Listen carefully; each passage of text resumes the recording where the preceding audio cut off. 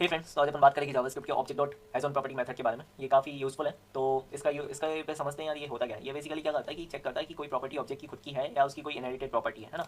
तो अगर यहाँ पे जैसे मान लो कोई ऑब्जेक्ट के अंदर बहुत सारी प्रॉपर्टीज आ रही हैं, ठीक है, तो आपने क्या किया, आप चेक कर सकते हो कि हैज ऑन प्रॉपर्टी लगा के कि वो उसकी खुद की, अगर खुद की होगी तो वो ट्रू रिटर्न कर देगा, अदरवाइज फॉल्स रिटर्न कर देगा। अब यहाँ पे कंसोल लगे तो कंसोल के बेसिस पर उसने रिटर्न कर दिया कि यार has means that car has the on property brand, ठीक है। अब इसके बाद आते हैं कुछ मतलब जैसे यूज केस बताता हूँ कि जैसे मान लो कोई प्रोडक्ट्स का एरिया आ रहा है आपकी, मींस लाइक वैकेंट से या कहीं से भी आ रहा है, तो उसमें आप चेक कर सकते हो ये पर्टिकुलर जो भी प्रॉपर्टी है तो वो एग्जिस्ट करती है नहीं, और वो उसकी खुद की है या नहीं। तो ये अब मैं जैसे बोल रहा हूँ बार बार खुद की, तो इसका मतलब क्या कि जैसे मान लो एक एग्जांपल और ले लेते हैं।